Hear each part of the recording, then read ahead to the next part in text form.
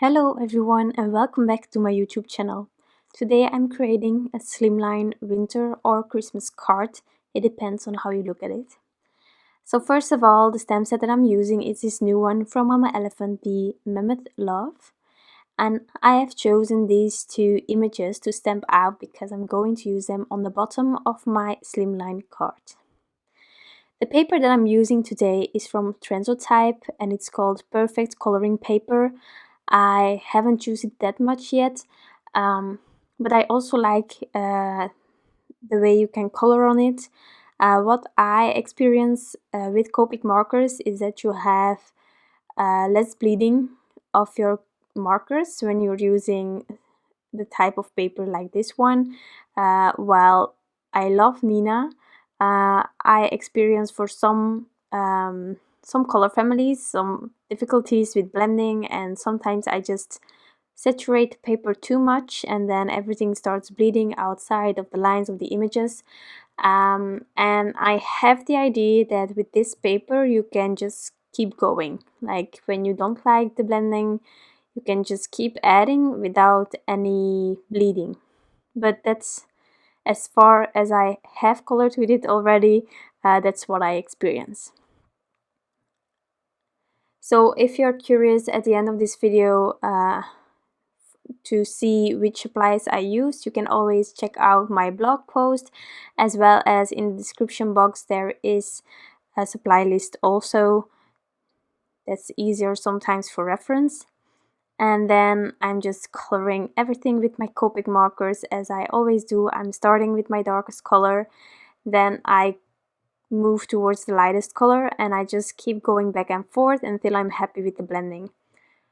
With this paper I experience like at least 2 layers work for me, but you will see that there are certain places where I just keep adding because I just wanted to have a bit more depth and yeah, a better blending. So this mammoth is a bit darker, and then the 2 little ones will have the same color combination and be lighter than this one.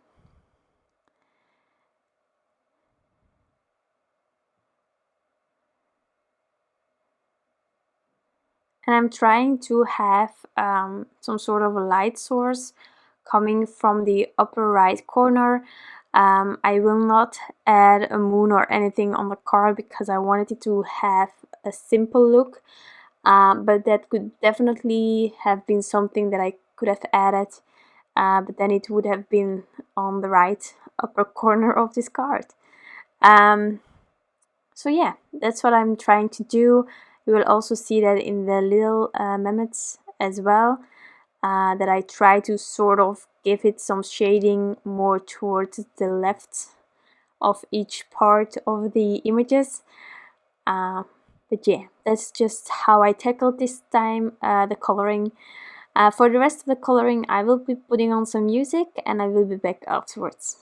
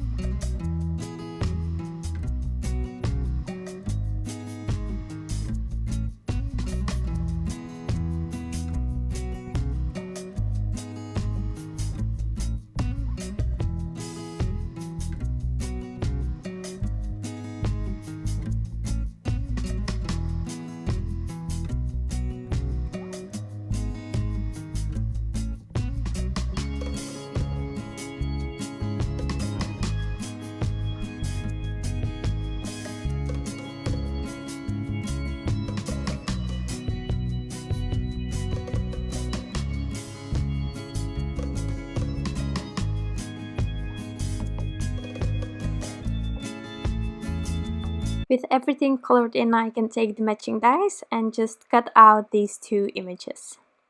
Next up, I took the slim window dressing from Mamma Elephant, and I have die cut from the same paper this panel, and I'm going to do some ink blending. But as you know me, I am going to mask off my edges because I want to keep them white, and then I will sort of trace where my images are, so that I know how far I need to blend without all the time needing to put my images on top of my panel. That's just easy, but you can also just lay them back and see whether it's working or not. But I'm just going to take a pencil and just mark where I need to blend to at least.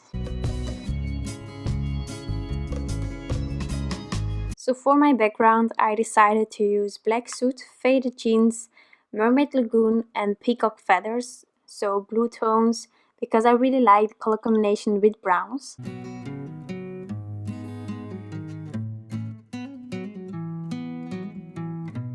And I just wanted to start in the middle. This is the first time that I'm blending onto this paper, and I must admit it blends really easy. It's not like Strathmore, but it's easier to get a nice blend without harsh lines than Nina. So if you're having trouble with Nina, if you don't like the fact that distress inks stay wet for quite a long time on Strathmore, then maybe this paper can help you. It's right in between them, in my opinion. So I'm just layering, always using the same brush. Yeah, but that worked. So now I'm first going to add a sentiment. So here I had a smudge and I tried to remove it. I must admit the paper is a bit glossy, and what I tried to remove, you really could see where I had erased some spots. So later on I will be covering the bottom of this panel because I just didn't like the scratchy look. So I fixed that by adding a snowy hill on the bottom. So I'm removing the purple tape so that I can stamp out my sentiment. I'm going to do some heat embossing. It will be with classic gold from Nuvo. It's the only gold embossing powder that I own, and I just love it, so I'm not looking for anything else. That's what works for me, but use whatever you have lying around. Gold is gold, and the one you have will probably be at least as nice as this one. So I'm just adding my embossing powder, and I'm going to heat set it using my heat gun.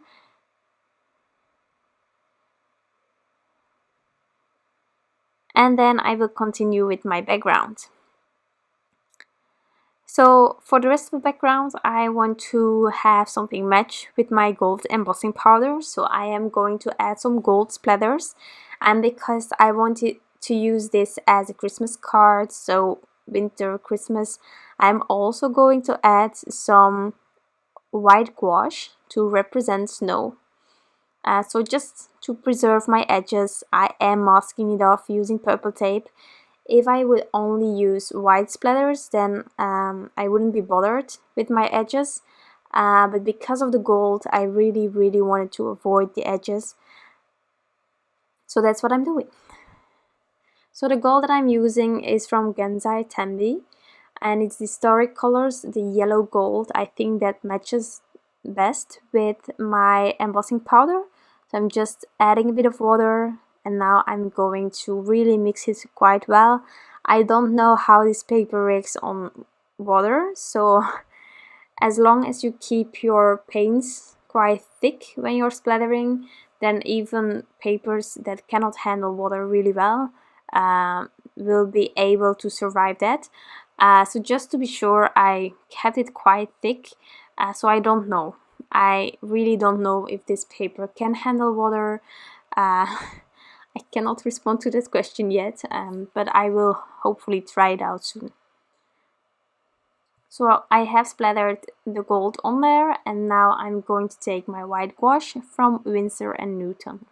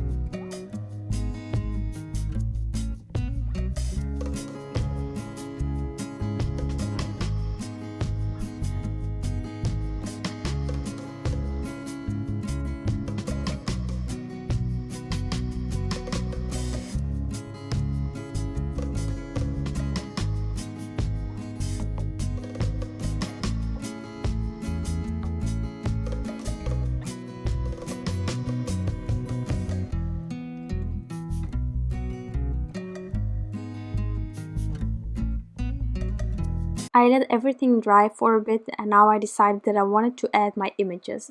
But before adding my second image, the little one, I was really being bothered by that scratchy look because I did the erasing.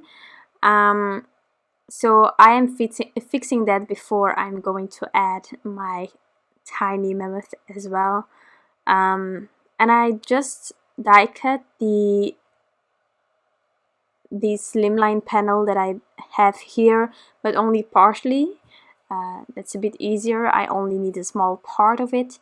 And then I took the slim card basics and I took that hill to create my snowy hill.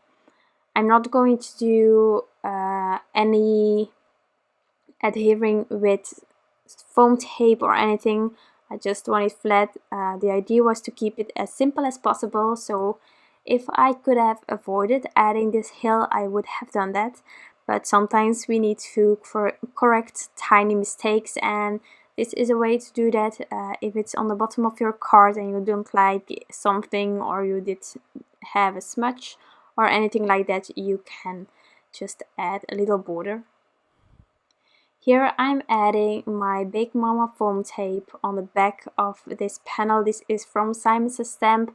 I already mentioned it in a few other videos as well.